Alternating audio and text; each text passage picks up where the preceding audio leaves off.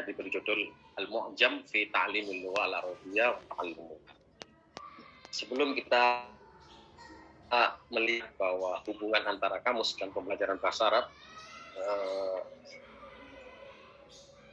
saya tampilkan di sini body of knowledge, pembagian ilmu bahasa atau linguistik menurut Muhammad Al-Khuli,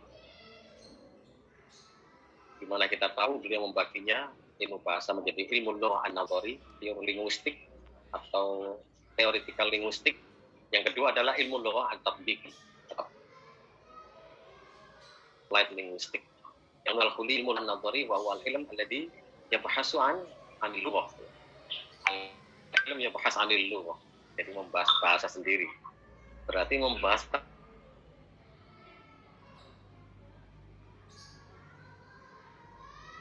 berbahasa.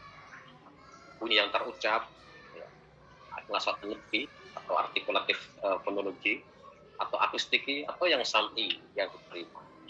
Atau unsur-unsur bahasa yang lebih besar daripada bunyi, yakni kata yang kita tahu dipelajari dalam ilmu shorof, ilmu perubahan bentuk kata, benaha, wa binahuha, wa mu'rabuha, sehingga muncullah ilmu morfologi berbagai macam variannya, sampai yang lebih tinggi dari kata, yakni kalimat yang kita pelajari dalam ilmu nazam, ilmu nahwi, dan lebih daripada itu makna-makna, baik makna dari bunyi-bunyi, makna dari kata, makna dari kalimat yang dipelajari dalam ilmu dalalah. Nah, dari ilmu dalalah, ilmu tentang makna ini kemudian berkembang, muncullah kemudian ilmu mufradat, ilmu vocabulary. Dan dalam bahasa Arab, kemudian dari ilmu mufradat menurut Al-Khuli lahirlah ilmu ma'ajib, ilmu tentang kajian bagaimana mufradat dalam bahasa Arab. Entah itu perubahannya, taghayyurul mufradat, atau kebaruan maknanya, perubahannya, dan sebagainya. Dan semua ini masuk dalam ilmu lugha an-nadhari. Namun ketika bahasa digabung dengan diaplikasikan dengan ilmu yang lain, kita mengenal ada ilmu lugha al-geografi, geolinguistik, lalu siolinguistik, statistika, dan lain-lain, sampai fanu tinaatil mu'jam, leksikografi, yakni seni menyusun kamus. Bahwa dalam menyusun kamus memerlukan seni, seni penyusunan karya ilmiah, sehingga menarik dari aspek fisik, mudah digunakan, mudah dipahami, mudah diajarkan, dan sebagainya. Itu dikaji dalam fanu tinaatil mu'jam, karena ilmu ma'ajim sendiri digabung dengan seni-seni menyusun sebuah karya ilmiah. Nah, kalau sekarang ada kamus elektronik, ya itu berarti ilmu ma'ajim digabung dengan teknologi, sehingga kita mengenal ada kamus berbasis website, kamus elektronik, al-ma'ajim ar-raqmiyah, kamus digital, dan banyak lagi. Itu adalah bagian daripada ilmu lugha at-tatbiqi. Nah, kalau kita singkat mungkin mudahnya seperti ini. Ada ilmu lugha an-nadhari yang membahas tentang as-saut, was-sarf, wan-nahwi, wad-dalalah. As-saut khusus kepada bunyi-bunyi, kemudian kata, jumlah, dan makna. Di dalam ilmu ma'ajim, di sana dikaji taghayyur makna kalimat, perubahan kata, perubahan makna kata, dan itu wajar dalam penggunaan bahasa. Mungkin tidak hanya dalam bahasa Arab, mungkin dalam bahasa Indonesia ini banyak taghayyur, apalagi di Indonesia ini banyak yang ambigu. Jadi kalau Bapak Ibu jalan-jalan ke counter handphone lalu tanya, mau apa Mas? Mau beli data. Waduh, ini kalau seorang peneliti, bagaimana dia membeli data? Apalagi membeli kuota. Waduh, kalau dia riset berbasis sampel kuota. Jadi kalau peneliti masuk ke counter lalu melihat pembeli beli kuota, beli data, dia pasti stres. Bagaimana data yang begitu mahal dijual belikan? Taghayyurul makna ini, ini mungkin iklimu istidamil kalimat talif di makanin wahid makanin akhar. Lalu adatul kalimat itu juga diteliti dalam ilmu ma'ajim. Ini tapi kalau di perkuliahan ya nggak sampai sekali. Mungkin tugasnya pusat bahasa itu atau majma'ul lugha. Berapa jumlah kata. Ada yang menyebut al-lugha asya'i'ah itu Dan ada riset yang menyebut bahwa cukup 300 kata seseorang bisa ngomong dengan bahasa Arab. Kata yang mana? Atau 500 kata yang mana? Kalau ada yang menyebut teori 500 kata. Ada tuh kalimat yang mustakdam dalam muasalah al-yaumiyah ya. Nah itu aja yang diajarkan kepada anak-anak. Nah itu tentu membutuhkan riset. Kata apa saja. Kalau kita ngomong dalam bahasa Arab, saya kira juga nggak banyak mufradat. Paling-paling ya kalau kita ketemu di Indonesia terutama ya. Kaifa haluk? Alhamdulillah bikhair gitu ya.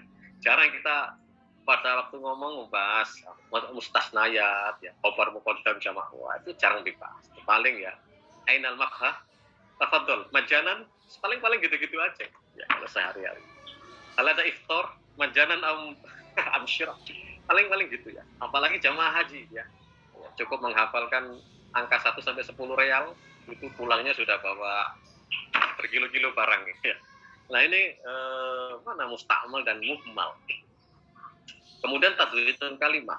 Tadwirun kalimah ya kodifikasi kata. Kodifikasi kata mana yang adanya kamus baru itu kadang-kadang juga membuang beberapa kata sudah ghairu mustakmal atau muhmal. Nah dalam linguistik terapan kita mengenal di sana ada ilmu lughat ta'lim, pedagogik linguistik, educational linguistik. Ketika ilmu bahasa digabung dengan ilmu pendidikan, maka di situ juga kita mengenal leksikografi, seni menyusun kamus. Bagaimana i'dadul mawad al-mulaim. Ya. Mungkin kamus untuk anak-anak berbeda dengan kamus untuk remaja, ya. Berbeda juga untuk dengan ilmuwan ya. I'dadul masadir at-ta'lim. Di dalam ya, kita mampu menyediakan kamus yang menjadi masadir at-ta'lim, berbelajar. Atau kamus sebagai wasilah at-ta'lim, media yang bisa dipakai. Mungkin dari kamus cetak diaplikasikan menjadi kamus elektronik. Saya mengembangkan dengan teman itu kemarin adalah kamus menggunakan WA, auto respon. Kita tinggal ngetik di WA, lalu terjemahannya muncul. Itu adalah perkembangan daripada wasilah ta'lim berbasis kamus ya. Kemudian ilmu muskilatu al-mu'jam. Kita mungkin ada riset-riset terus-menerus bagaimana problem-problem kamus. Oh, kamus sistematika 1 ini sulit, lalu muncul sistematika 2, dan seterusnya. Dan itu sangat berkembang sekali dalam sejarah perkembangan bahasa Arab, tadwinul lughah al-arabiyyah. Dan juga al-buhus al-mu'jamiyah, riset-riset peneliti, riset-riset tentang kamus. Banyak sekali yang mungkin bisa diriset ya, dari sebuah kamus, bagaimana di bidang-bidang yang lain. Baik, ayolah waspada, sehingga kita harus kembali kepada feedback ya, mahul mu'jam sebenarnya. Karena dalam bahasa Arab ini mu'jam juga ambigu juga ya. Mu'jam dari kata-kata ujum atau buta huruf ya. Bagaimana sebuah buku disebut buku yang buta huruf? Ternyata ya kalau kita lihat al-mu'jam itu memiliki 2 makna. Jadi makna al-ujum buta hurufnya, atau makna yang kedua izalatul ujum, menghilangkan buta huruf. Jadi dinamakan mu'jam karena dia izalatul menghilangkan buta huruf tadi. Ada banyak definisi, saya suka beberapa di antaranya. Misalkan Dr. Imai Yaqub dalam Al-Ma'ajib al-Lughawiyah al-Arabiyyah menyebut kitabun yadum akbar adadin min mufradatil. Jadi sebuah buku, nah ini kata kuncinya mungkin buku ya. Buku yang memuat akbar adadin min mufradat. Sebagian besar, tidak mungkin ya jami'a mufradatil, tapi akbar adadin yang disertai penjelasannya, tafsirnya dan sebagainya disusun berdasarkan hijaiyah atau tematik. Ada juga definisinya yang lain ya dalam Muqaddimah As-Sihah. Al-Mu'jam al-Kamil, ini mu'jam yang lengkap adalah yadummu kulla kalimah ya. Sudah pasti ya. Semua kata yang diinginkan ada. Nah, itu kan berarti mu'jam yang lengkap. Kalau sampean beli kamus apalagi kamus bahasa Inggris ya, itu kan luar biasa itu judulnya. Kamus 1 miliar, 3 triliun, 4 triliun. Kalau dihitung nggak sampai 1 miliar. Itu orang Inggris tuh. Memang orang Inggris itu, maaf Bu ya, ini ada Ibu Nurul. Berbasis. Kalau orang Inggris itu memang berbasis ekonomi ya. Kamu 1 miliar, 1 triliun. Tapi kalau orang Arab enggak. Orang Arab itu berbasis apa namanya itu, geografi lah. Ya. Kamus Bahrul Muhit, ya. Samudra, lautan. Kamus Tajul Arus, ya. Mutiara di dalam lautan. Laut-laut. Ya. Sampai disebut Al-Qamus. Al-Qamus daripada Qomasa, ya. Yang berarti menyelam, menyelami lautan. Semakin menyelam. Jadi nama-nama kamus dalam bahasa Arab itu laut, samudra, apa namanya, tajul arus, penghiasan penganten, ya itu berarti mutiara. Di mana mutiara? Di tengah laut. Ya. Jadi ngomongnya laut-laut besar-besar. Ya mungkin bangsa lain punya nama berbeda ya. Al-Bahrul Muhit. Kecuali ketika Ibnu Mandur menulis Lisanul Arab. Lah itu langsung setelah Lisanul Arab, kamus-kamus itu namanya nggak laut-laut lagi, sudah mulai yang lain-lain. Kemudian, jadi kalau kita buka kamus besar, beli kamus besar, lalu kita buka, ternyata kalimat yang kita cari itu nggak ketemu, betapa kecewanya kita. Ya. Sudah berat-berat bawa Munawir ke kelas mencari atau kata nggak ketemu. Nggak ketemu ada 2 kemungkinan. Ya. Memang lembarannya hilang atau dia nggak bisa nyari. Ya. Atau yang lain ya. Kamus Munawir sudah lengkap sih ya. 84.000 kata ya. Mungkin kamus yang lain kita cari tidak ketemu, itu kan kecewa ya. Maka dia ghairu kamil menurut Ahmad Abdul Ghafur Mukhtar ya. Nah, feedback ke belakang perkembangan kamus-kamus Arab, kalau kita apa namanya baca-baca itu bahwa kamus-kamus Arab ini tertinggal ya dengan bangsa lain. Al-lughah di awal marhalatun nutaq, hanya ngomong, itu belum tertulis. Mungkin seperti bahasa daerah di tempat kita itu kan kita cari kamusnya nggak ketemu. Kamus Jawa mungkin ada, tapi sudah jarang sekali. Kamus Madura, ya, kamus Sunda sudah jarang sekali. Baru kalau ada ilmuwan di bangsa itu, dia kemudian menulis kamus, menjadi marhalatut tadwin, mengkodifikasi sampai jadi sistem, baru Tanzimul Mu'jam. Ini baru muncul di eranya Khalil bin Ahmad Al-Farghidi 170 Hijriah. Jadi 1 abad lebih, hampir abad kedua, baru bangsa Arab menyusun kamus. Arab Islam ini ya. Sebelum itu sudah berapa terus sebelumnya ya jahiliyah ya, nggak ada al-ummi seperti itu. Kenapa? Menurut Ahmad Amin dalam Tuhal Islam, ya karena orang Arab itu tersebarnya buta huruf, yang tahu sedikit, literasi sangat sedikit sekali. Yang kedua, tabiatul hayatil yaumiyah taqumu 'alal ghazwi wal intiqam. Sukanya orang Arab itu ya perang dan pindah-pindah, memedan. Kayaknya sampai sekarang orang Arab hobinya cuma perang. Kemudian yang ketiga, Lisanul Muhadatsah wal Khitab wa Syi'r ya lebih populer. Jadi kalau orang Arab suruh pidato mungkin 2 jam, 1 jam luar biasa ya. Tapi menulis 1 artikel, apalagi sampai di Scopus, wah ini berat ini. Nah, ini beratnya banget ini ya. Itu termasuk siksaan yang sangat pedih ya bagi pengajar bahasa Arab itu, menulis artikel di Scopus ya. Nah ini kan problem ya. Nah makanya kamus-kamus Arab itu tertinggal ya. India sudah bikin, Cina sudah bikin, kemudian Yunani sudah bikin, bahkan Mesir kuno sudah ada, Arab malah enggak. Nah barulah Islam dengan Al-Qur'annya itu ya, ini hebatnya Al-Qur'an. Dengan Qur'annya dan mukjizatnya, umat bergairah mentafsiri maknanya, melihat maknanya, memahaminya, sampai membuat kamusnya. Artinya perkembangan ilmu-ilmu yang lain itu ya dengan Quran itu ya. Iqra wa rabbukal akram alladzi 'allama bil qalam 'allamal insana ma lam ya'lam. Nah, kemudian ini pentingnya saya ingin melihat wadhaifil ma'ajim al-arabiyah ya.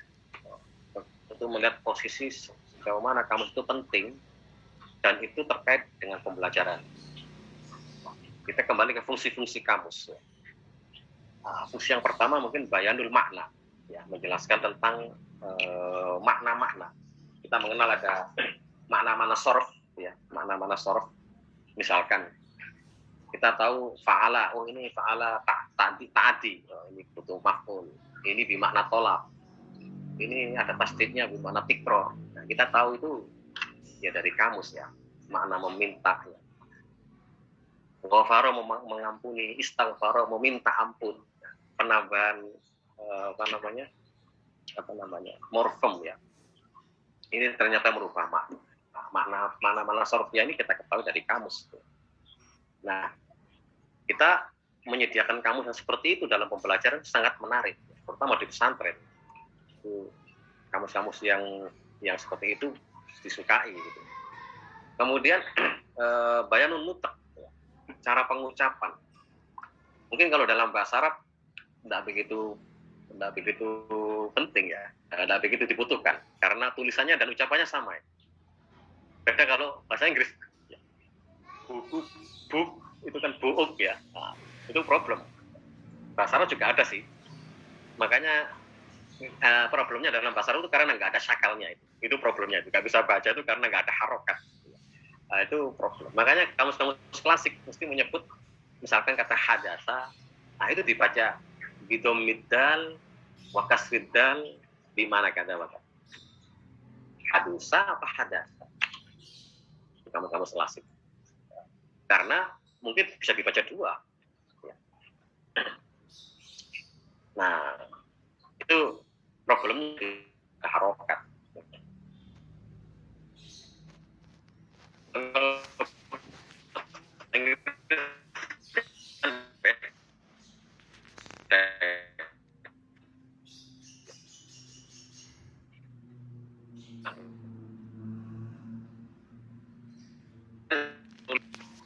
Bahasa Arab saya dulu, ya.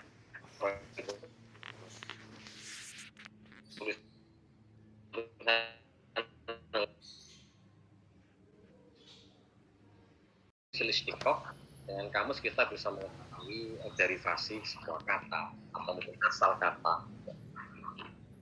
Kemudian seperti kata madrasah tadi saya contohkan, dari asal mana ini? Darosa. Kemudian kata tadarus, ya, satu ternyata. Darosa, tadarus, daris, mudaris, madaris. Ini menjadi uqulud dalali, ya. Ada makna yang berkaitan. Kemudian secara besar kita juga bisa mengetahui dari kamus, tapi tentunya kamus-kamus yang kamus-kamus besar, ya. Kamus-kamus yang instan seperti kamus Google Translate nggak mungkin lah untuk mengetahui syarh sorof al-nahwi, gitu, ya.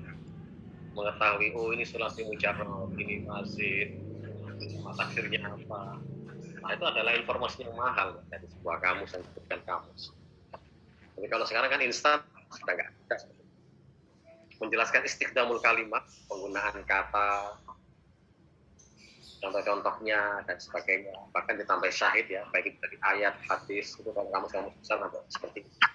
Atau bahkan dijelaskan, di Saudi pakai ini, di negara lain pakai kalimat yang ini. Itu kita temukan informasi dalam kamus.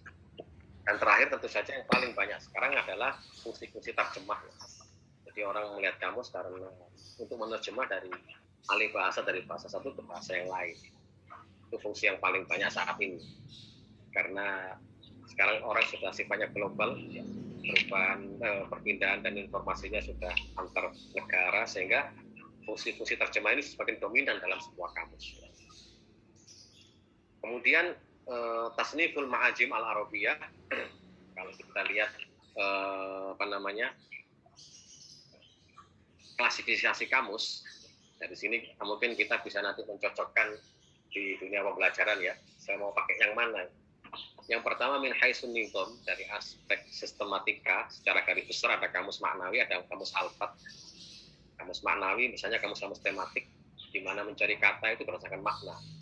Kalau saya mencari kata kolam, wah ini kolam, kitabun, ini kayaknya alat sekolah, ya. Maka perlu kamus-kamus pendidikan ini. Nggak mungkin lah ada kedokteran. Kalau kita mengenal COVID, ya, COVID-19, Omikron, dan varian-variannya, nah ini pasti saya akan buka kamus kedokteran. Nggak mungkin saya buka mujarobat gitu ya. Nah ini kamus maknawi. Ya. Yang kedua kamus lafat. Kalau kita melihat COVID, kamus lafat berarti carinya di C. Di C apa di K ya? Oh C, karena orang bahasa Inggris berarti. Ini lafat ya. Omikron cari di O. Ya. Madrasah cari di mana ini? Akar katanya darosa, cari di dal. Atau mungkin di mim, madrasah langsung. Nah ini adalah kamus lafat. Tanpa tahu maknanya, tapi kita menganalisis dari aspek lahiriahnya lafal. Dari aspek bahasa ada kamus monolingual, bilingual, sampai sekarang mungkin multilingual. Dari aspek jihaz ada kamus-kamus yang cetak ya. Sekarang sudah dikembangkan kamus-kamus elektronik. Dari yang dulu elektronik seperti Alphalink ya, sampai sekarang berbasis handphone ya, sudah aplikasi. Kalau sudah aplikasi mesti kebanyakan yang multilingual. Nah, itu pembagian. Tapi dari sistematika, kamus-kamus Arab ya, kita baca sejarah ya, kamus-kamus bahasa Arab. Kamus lafat itu saya lihat meskipun bangsa Arab itu tertinggal dari bangsa lain, ternyata sistematika yang dikembangkan oleh kamus-kamus bahasa Arab ini sangat luar biasa ya, berkembang terus ya. Ya kalau sekarang dunia korpus ya. Tapi kalau dulu itu sistematikanya luar biasa. Pertama ketika Khalil bin Ahmad menyusun kamus, dia menyusunnya menggunakan sistem an-nizam as-sauti ya, atau sistem fonetik. Karena saat itu masih proses perubahan dari lughatul nutq ila lughatul kitabah. Jadi bunyi-bunyi yang didengar. Mencari satu kata saya sampai ke desa-desa, sampai ke pulau-pulau, hanya untuk mencari sebuah makna khalifah. Kalau sekarang mencari kata sampai ke kampung-kampung ya nggak mungkin lah. Ya, cukup di kamar sambil lebahan, buka Google Translate itu sudah maknanya sudah luar biasa. Itu ijtihad kita kalau dibanding ulama terdahulu sih jauh banget gitu. Nah di eranya Khalil ini adalah era pembuka ya, era pembuka munculnya kamus-kamus. Makanya dengan sistem sauti. Mungkin kalau kita mau menyusun kamus baru misalkan, saya mau kamus Jawa ya, atau kamus Madura.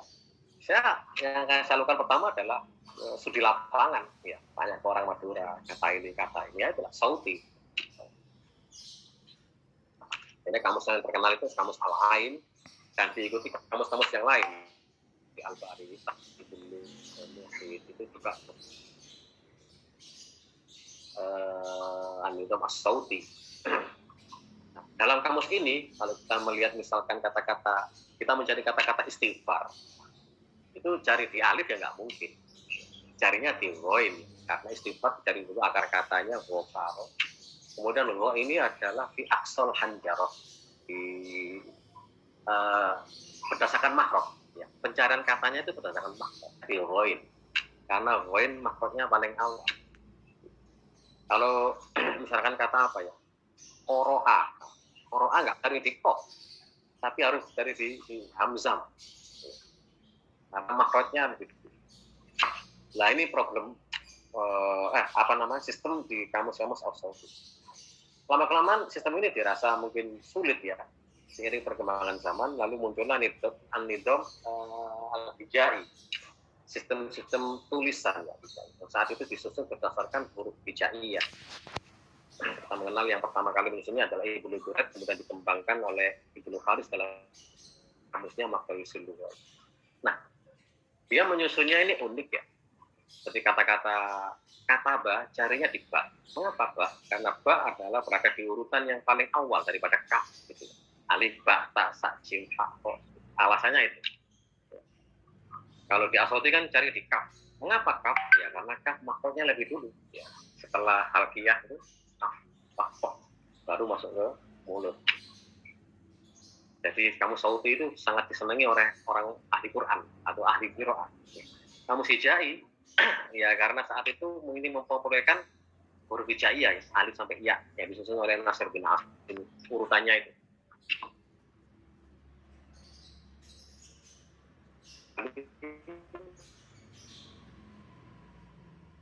Atau penguatan huruf hijaiyah yang saat itu urutannya itu alif. yang disebut juga al-huruf al-muradifah, huruf-huruf yang muradif. Kalau kita tahu alif, ba, ta itu kan muradif itu tulisan. Jim, ha, ho, muradif, dal, itu singkat. Untuk urutan ini lama sekali sosialisasinya itu. Dan kamus-kamus mendukung penguatan urutan itu.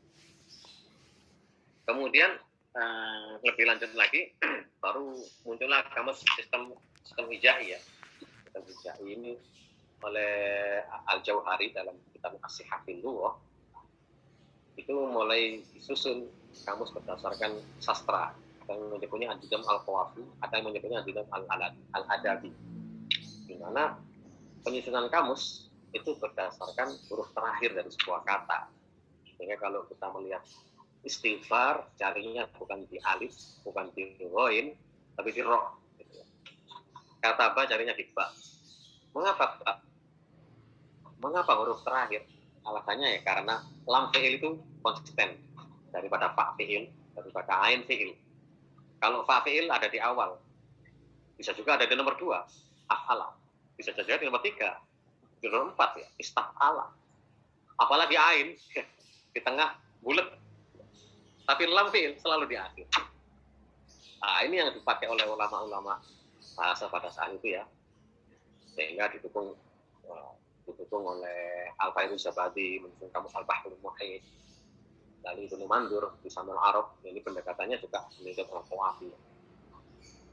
Dan saat itu juga dunia sastra sedang berkembang luas. Ya. Sehingga kalau kita mau menyusun qasidah itu, mau berakhiran apa sih? Ba semua, tak semua, ya semua, ya kita butuh kamus Al-Qawafi. Ya. Kalau Anda mau menyusun saja dengan kamus As-Sauti atau kamus Munawir mungkin sulit ya. Tapi kalau pakai kamus Al-Qawafi ya tidak sama. Ya, cepatlah. Nah, ini Nizam Al-Qawafi. Kemudian An-Nizam Al-Alif Ba'i. Alif Ba'i. Ini seperti Munawir, kamus Munawir. Istighfar, dicari dulu akar katanya, ghafaro, lalu ghafaro.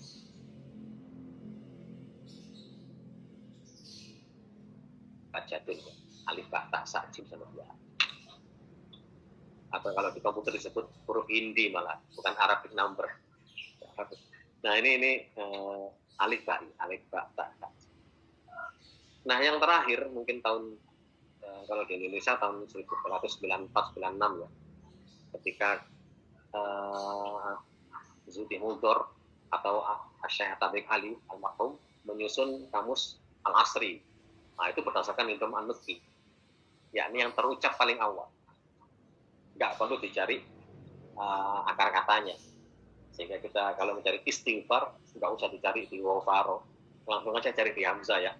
Istighfar. Instan pokoknya ya. Cepat. Nah, ini cocok mungkin untuk pembelajar pemula itu. Ya. Karena jangan sampai mereka dikasih kamus yang Munawir lebih dulu atau Mahmud Yunus lebih dulu. Sehingga mencari satu kata saja butuh waktu sampai 15 menit. Akhirnya besok stres, nggak bawa kamus. Nah, ini problem pembelajaran. Mungkin di awal-awal ya kamus-kamus instan, kamus bergambar, lalu meningkat. Ya. Baik,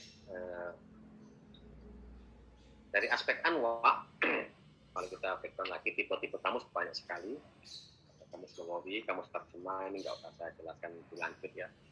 Tapi sudah disebutkan oleh moderator ya, variannya ini ada 10. Mungkin kalau kita temukan ada tasnif yang baru ya, kamus ini perkembangan. Namanya saja produk ya. Harus punya khususiyah dalam produk yang baru. Yang menarik mungkin kamus Mujamul Kitab ya. Tipe Mujamul Kitab. Mujamul Kitab ini biasanya digunakan ada nama lainnya adalah nama lengkapnya ya, Al-Mujam Al-Musahib lil Kitab Al-Madrus, Kitab Amrosi. Jadi buku bantu untuk buku pendamping dari buku ajar. Seperti buku ajar Arabiyah Baina Yadek, itu ada kamusnya. Buku ajar Juzrun Baina Yadek, itu juga ada kamusnya. Mungkin di pusat bahasa di UIN Syarif ada buku ajar. Nah, itu juga perlu kamus ya. Kalau di UIN ini ada Arabiyah lil Haya, Arabiyah lil Jami, itu juga dibikinkan kamusnya. Ya. Jadi buku ajar ada buku kamus. Mungkin ada yang giat tasawuf, sering baca kitab Ihya, Mujam al-Musahib lil Ihya, Mujamul Ihya, khususnya karena mungkin makna kata dalam Ihya kita cari di Munawir maknanya beda. Nah ini varian-varian baru. Nomor 10 adalah Ma'ajim ar-Raqmiyah, kamus digital, wah itu lebih luas lagi ya. Ada berbasis website, guru berbasis aplikasi ya. Dari aplikasi Java sampai akhirnya di Symbian, sekarang sudah Android berapa ya? Ada yang iOS, akan dikembangkan dengan Nexus ya, dihubungkan dengan WhatsApp, satu aplikasi digabung dengan macam-macam lah ya, berkembang luas sekali. Ini tinggal sedikit ya. Oke, saya kira itu yang jam berapa ini? Pas ya? Oh ya, 10.45 ya, ini sudah 43. Akhirul kata, ini saya akan sampaikan sebuah kata mutiara yang sangat saya suka. Ya, bahkan ini saya tulis di apa namanya ini syiar ya, mutu dalam disertasi saya itu. Idza wajadta mujriman Uca'iron kalau tuh hakim bin adami al-sufrah waktu malai kita alifil mujam liatu fasadal adabi fi sina'ah. Kalau ada penjahat yang sejahat-jahatnya, tolong jangan dihukum mati atau jangan diminta kerja paksa. Cukup dihukum untuk bikin kamus supaya dia merasakan pedihnya segala siksaan menyusun kamus. Jadi apalagi kalau mau nyusun kamus seperti Lisanul Arab ya, berjilid-jilid bertahun-tahun umurnya bisa habis untuk menyusun kamus ya. Sehingga menjadi mapala, mahasiswa paling lama ya. Ini saya kutip dari Jasa Kristus. Terima kasih, ini dapat yang saya sampaikan. Saya juga ingin share dengan kawan-kawan semua dan hadirin yang ada di sini. Wassalamualaikum warahmatullahi wabarakatuh. Pertama, ini Prof. Muhbib ya, Ustadzuna. Ini beliau alhamdulillah sudah tahu di sini dan bahkan memberikan, ini bukan, menurut saya bukan pertanyaan ini ya, pengajaran kepada saya ini. Dan ini adalah problem bersama tentang Google Translate ya, Google Translate.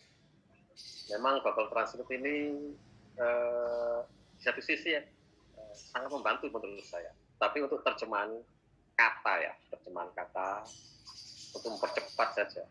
Meskipun ketika kita membuka Google Translate, kata itu enggak sembari mustakmal ya, atau mustakdam apalagi ya digunakan. Jadi untuk melihat kata, apalagi kata-kata itu terkait kata-kata takhususi ya, seperti istilah-istilah fikih mungkin berbeda dengan istilah-istilah tasawuf, berbeda lagi dengan istilah-istilah yang lain gitu. Jadi kalau kamus Google Translate ini ya untuk mempercepat untuk memahami terjemahan kata. Tapi kalau kalimat memang sepakat itu. Saya coba juga berkali-kali ya, atau melihat mengoreksi tulisan skripsi mahasiswa, tesis atau bahkan sampai mungkin disertasi ya. Nah ini banyak kesalahan karena teknologi artifisial yang dimiliki Google Translate belum bisa membaca secara lengkap ya. Bagaimana kalau naatnya mudzakkar, sifatnya harus mudzakkar ya. Apalagi yang lain-lain ya, jamak, musanna, itu problem dari Translate. Tapi untuk pemilihan kata lebih bagus ya, kadang-kadang lebih bagus, lebih cepat, mana yang enak. Sehingga Google Translate bisa dijadikan, kita perlu memberi tutorial memang bagaimana menggunakan Google Translate ya. Yang pertama dia membantu untuk penerjemahan kata per kata. Meskipun itu tidak mendukung cross-check dengannya. Ketika di cross-check, mana tepatnya? Seperti kata-kata studi dan praktek. Nah, syaratnya apa ya? Kalau kita lihat di Google, wal mumarosa. Tapi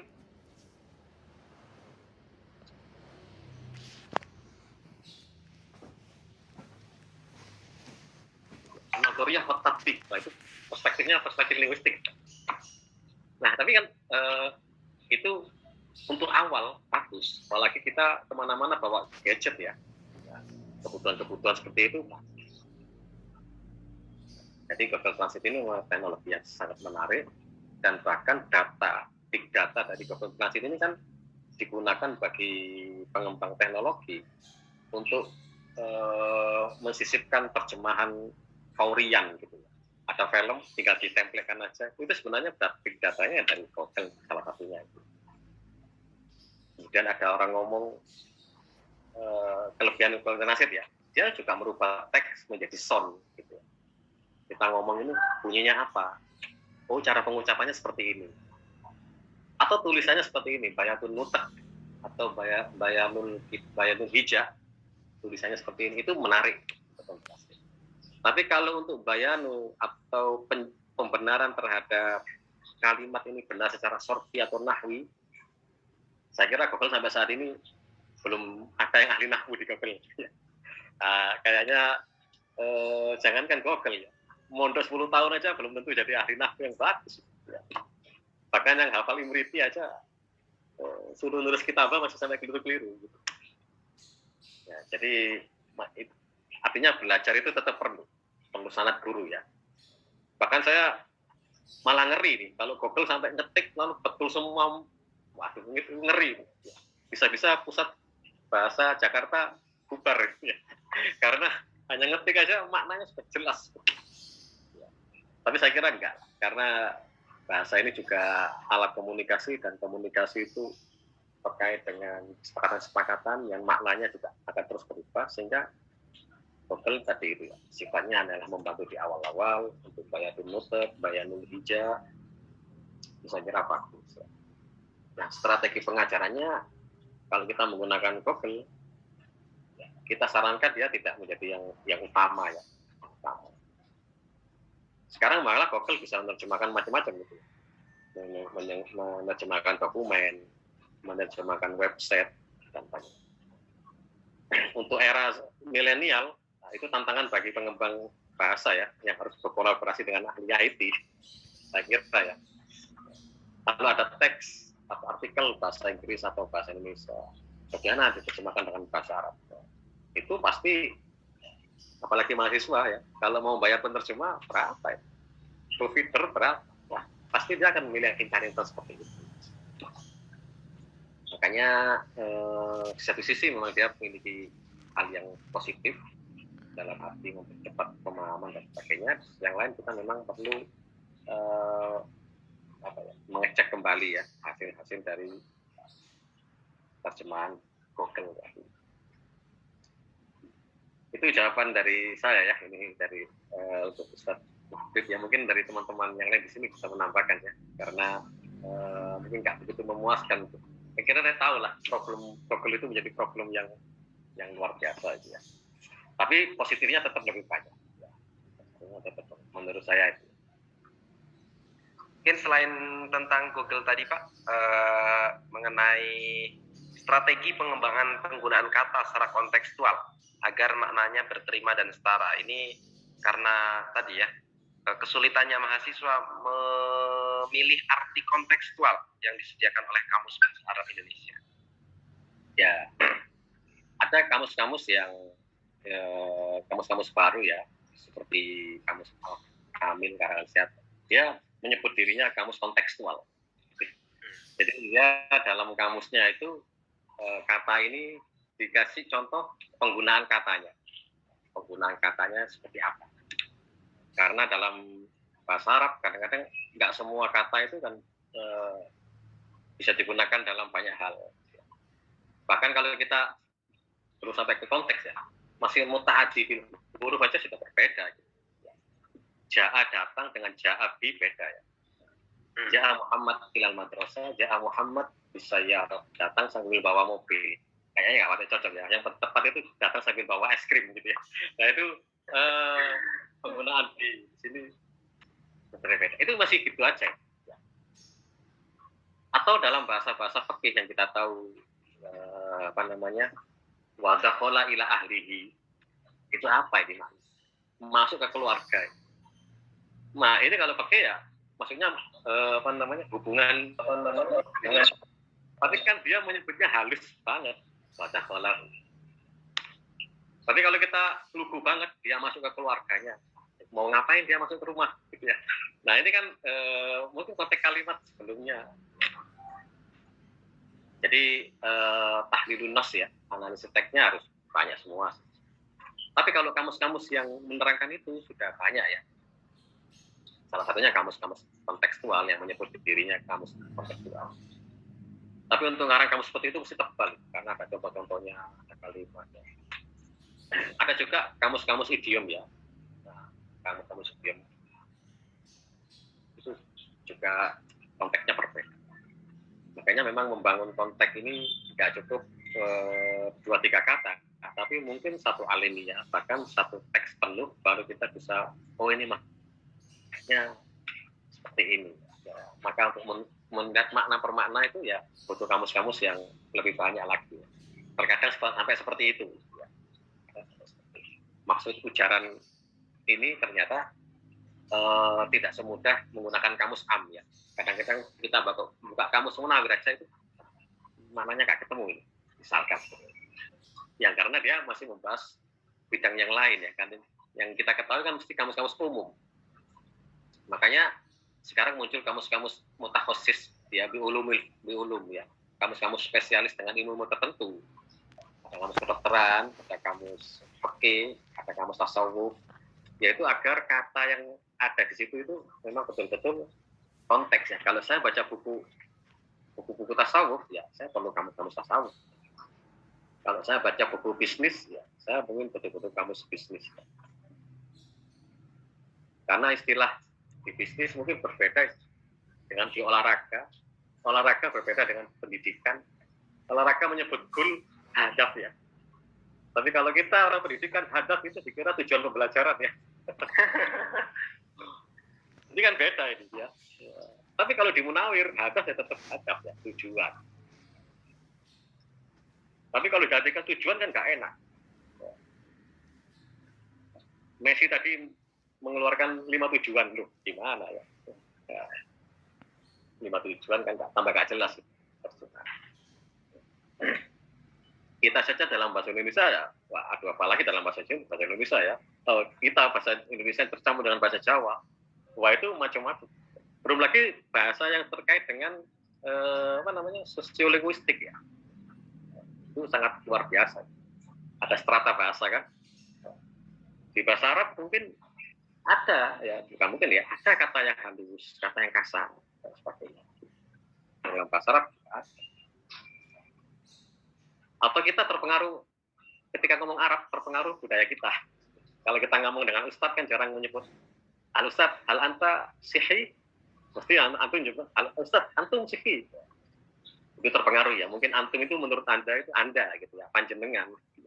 Padahal orang Arab, kalau kita lihat secara nahwi ya, mungkin orang-orang juga terpengaruh kita itu yang ada di Indonesia. Padahal Tuhan aja kita menyebut anta itu, Allahumma anta robbi ya. Kalau kita nyebut Allahumma antum robbi ya tambah gak jelas gitu ya. Walaupun sifatnya menghormati. Nah ini sosial budaya ya. Nah, jadi konteks itu banyak sekali, konteks penggunaan, konteks sosial, konteks penerjemahan dan sebagainya. Jadi strateginya kita mengenalkan banyak kamus, mengenalkan juga banyak teks dengan berbagai varian, juga teks-teks yang otentik yang memang kita susun untuk pembelajaran ya, al-nusus al-asliyah yang memang sengaja disusun untuk pembelajaran dan memiliki al-ahdaf al-khosoh di ma'rifati al-mustalahat al-maksusu aidon. Baik ya, yang mohon maaf ini Kak, nanti bisa ditambah sama mungkin. Baik, yang kedua dari Ustadzah Umi Baroro ya, kamus ta'limi, ya. Kamus pengajaran, kamus pendidikan maksudnya. Ya. Kalau kamus yang terkait dengan kamus buku ajar, itu adalah kamus yang bagus, adalah kamus yang memang ditulis untuk tujuan buku ajar tersebut. Misalkan tadi saya contohkan Arabia Benayatek, untuk memahami Arabia Benayatek adalah menggunakan kamus yang disusun dengan khusus, ada kamusnya kan, Mujam Arabia Benayatek. Nggak salah itu Arab-Arab. Justru kalau diterjemah Indonesia malah dari aspek taklimi nanti mahasiswa jadi malas ya. Karena memang dia digunakan Arabi. Di UIN pernah itu nyusun kamus Arabia Baniatek pakai bahasa Indonesia juga. Jadi kamusnya diterjemahkan Indonesia Arab. Akhirnya setelah dievaluasi, mahasiswanya malas untuk menerjemah, memahami teks ya, karena sudah ada Arab Indonesia.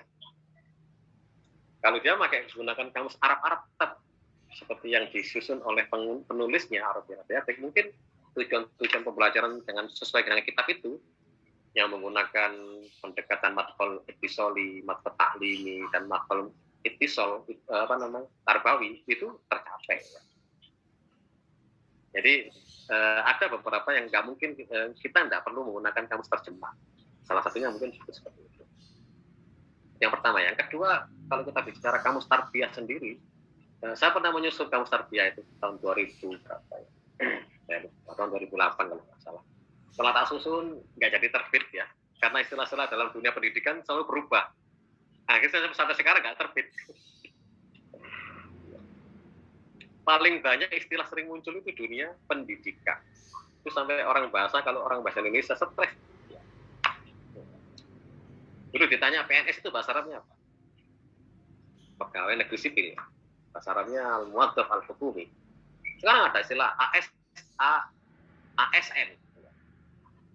Ya, orang Arab tetap muwaddaf hukumi. Ya. Justru kalau kita terjemahkan ASN ya, aparatur sipil negara. Iya, sipil negara. Apa mau dipakai wasilah atau alat tuh daulah. Itu orang Arab tambah stres. Ya. Ini maksudnya. Nah, dunia pendidikan makin bagus. Dunia pendidikan ada lagi Pak, PPPK Pak. Oh iya, betul. Ada lagi juga ujian masuk perguruan tinggi itu kan berubah-ubah itu ya. UMPTN, banyak lagi. Ya. Dulu guru, dulu siswa, murid. Sekarang nggak mau itu, maunya peserta didik. Itu kalau dicari bahasa Arabnya betulan, apalagi lah dia. Ya. Apalagi saya lihat di Google, waduh ya bu, ya. Ini coba aja nih, betulnya apa ini? Kalau di Google sudah terjemahnya tolib, berarti bagus. Kita coba itu. Peserta didik itu kan mustarakut ta'lim itu ya. Mustarakut ta'lim. Itu kalau saya ngomong dengan orang Arab, saya asli Sudan, hal antum mustarakut ta'lim ya saya bingung dia itu ya. Saya bukan anggota apa-apa itu. Dikiranya anggota organisasi taklim nanti ya. Iya. Nah, jadi dunia pendidikan Indonesia ini ya banyak ya. Ternyata dalam bahasa Indonesia sendiri belum baku. Ya, kalau kita lihat, kalau pedomannya baku-bakuan, ya kita kembali ke KBBI ya. Selama ada di KBBI berarti dia tidak baku, meskipun banyak digunakan. Sebagaimana juga dalam kamus ya. Memang kamus itu berfungsi pada saat itu loh ya, membakukan sebuah kata. Kalau sekarang, ini juga terkait dengan pertanyaan nomor 3 ya. Sejauh mana orang berhak menulis kamus ya? Ya kalau dulu memang ahli bahasa ya. Kalau sekarang mungkin ya majma'ul lugha ya, yang berhak menyusun kamus, membakukan sebuah kata. Seperti di Indonesia ada KBBI. Kalau kamus perorangan dia nggak kuat untuk membakukan sebuah kata. Menurut kamus ini yang tepat itu SPP itu bahasa Arabnya ini, gitu ya. Syariah. Yang lain ini berbeda-beda mungkin. Kerupuk itu dulu, kalau saya lihat kerupuk tahun kamus lama ya. Itu aburih ya. Aburih. Bapaknya angin. Sekarang ya kerupuk aja. Apalagi kuliner, waduh, itu bahasa Arabnya sangat kaya di Indonesia. Banyak nahat di kita itu. Ya. Dulu mungkin arus al-makli, nasi goreng. Bagaimana kalau pakai nahat nasgor? Gimana bahasa Arabnya di nasgor? Ya. Ruski, apa lagi? Ini perkembangan di Jawa, cilok, banyak kuliner ya. Maka saya ketika ngajar Sinaatul Mu'jam di mahasiswa kami di S1 di UIN ya kemarin itu, tahun kemarin saya beri tugas untuk menyusun kamus Nusantara itu ya. Jadi ada yang menyusun Arab Bali, Arab Madura, macam-macam ya, karena mereka mahasiswanya Nusantara itu ya. Sebelumnya saya suruh menyusun kamus kuliner ya. Kuliner di mana, di Batak, kuliner di mana. ternyata nggak ada bahasa Arabnya ya. Tapi kamus kulinernya kita susun berdasarkan modelnya Al-Jurjani menggunakan ta'rifat. Ta'rifat itu seperti ini. Kamus at-ta'rifat ya. Nah, nasi pecel adalah nasi yang terdiri dari nasi, kemudian sayur-sayur, ini, kemudian bumbunya dari ini. Itu ta'rifat. Pentol itu kayak apa? Bakso itu adalah makanan khas Malang bahkan. Itu ta'rifat. Jadi itu ya. Jadi yang berhak kalau dulu ya orang ahli bahasa yang karyanya kemudian viral sehingga muncul ahli Jangan berbicara. Disebut al-mu'jami. Tadinya Seperti hanya seorang ahli fikih disebut al-faqih, kamus juga disebut al-mu'jami. Tapi kalau sekarang ya, kamus yang dirilis belum tentu dia membakukan sebuah kata. Maka kita butuh memang lembaga yang seperti itu ya. Di Indonesia belum ada. Mungkin pusat-pusat bahasa yang bisa membuat kamus seperti itu pun nanti ada berbeda itu. Pusat bahasa Arab UIN Syarif berbeda dengan pusat bahasa UIN Malang gitu ya. Matanya. Mungkin antar pusat bahasa ini yang kemudian membuat konferensi menyusun kamus bersama ya. Nah, itu saya kira baru kita bikin kamus yang besar gitu ya. Al-Mu'jam Al-Kabir, Al-Indonesi mungkin. Itu kan belum pernah tercapai. Kalau di Jordan, di Mesir itu ada Mu'jam Al-Kabir yang jumlahnya 60.000. Ada jumlah Al-Mu'jam Al-Wasid yang jumlahnya antara 30 sampai 60. Ada Al-Mu'jam Al-Wajiz yang jumlahnya antara 15 sampai 30.